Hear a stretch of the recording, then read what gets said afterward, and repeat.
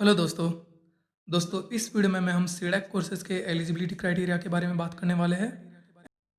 तो चलिए शुरुआत करते हैं सीडैक के सबसे ज़्यादा पॉपुलर कोर्स डैक यानी डिप्लोमा इन एडवांस कंप्यूटिंग से। तो दोस्तों अगर आप डैक में एडमिशन लेना चाहते हो तो आपके 12th एंड बीटेक या फिर आपकी डिग्री में मिनिमम 50% होने ही चाहिए।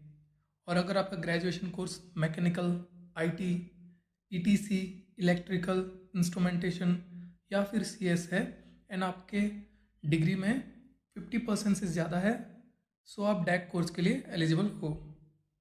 और अगर आपने सिर्फ डिप्लोमा या फिर सिर्फ बीसीएस, बीसीए, बीएससी ये 3 साल के कोर्स ही किए हैं तो आप सीडैक के लिए एलिजिबल नहीं हो।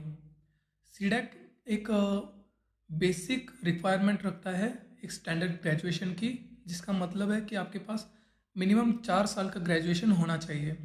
और डिप्लोमा, बीसीएस, बीसीए ये सब 4 साल के नहीं है, ये सब 3 साल के कोर्सेस है।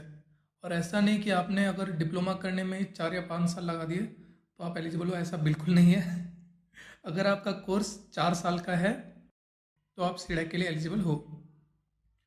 और अगर आपने डिप्लोमा के साथ डिग्री की है तो आप सीडैक के लिए एलिजिबल हो। अगर आपने बीसीए, बीसीएस, बीएससी इन तीनों के ही रिस्पेक्टिव फील्ड में मास्टर्स किए हैं तो आप सीडैक के लिए एलिजिबल हो। तो ये एक कॉमन क्राइटेरिया है सीडैक का।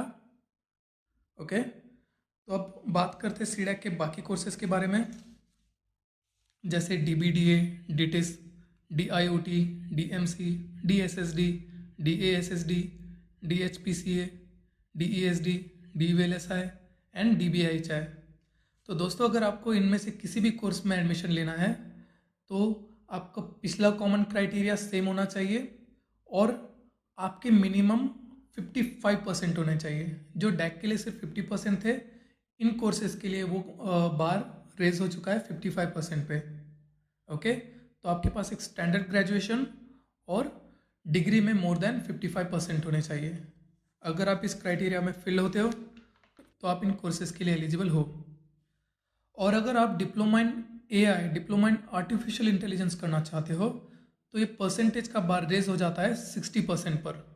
तो अगर आपके पास 60% डिग्री में एंड आपके पास एक स्टैंडर्ड ग्रेजुएशन है तो आप ये कोर्स कर सकते हो। ओके, और अब बात करते हैं गैप के बारे में।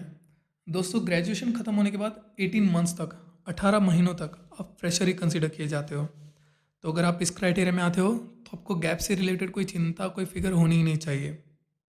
और अगर आपका गैप 2 साल, 5 साल या फिर 7 साल भी है और आप एलिजिबिलिटी क्राइटेरिया में फिट होते हो तो आप भी सीडैक में एडमिशन ले सकते हो।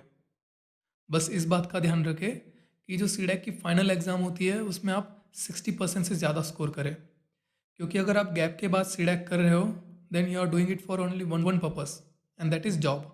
और अगर आपको जॉब चाहिए तो आपको अच्छी खासी प्लेसमेंट की कॉल्स आनी चाहिए, और प्लेसमेंट्स की अच्छी खासी कॉल्स तभी आती है जब आप इंटरनल एग्ज़ाम में भी 60% से ज़्यादा ही स्कोर करोगे।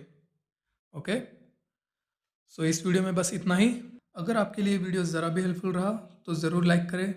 कोई क्वेरी रह जाती है या फिर आपको कोई डाउट आता है तो कमेंट सेक्शन में ज़रूर पूछें, और जिन्हें भी इस वीडियो की ज़रूरत है उनके साथ ये वीडियो ज़रूर शेयर करें।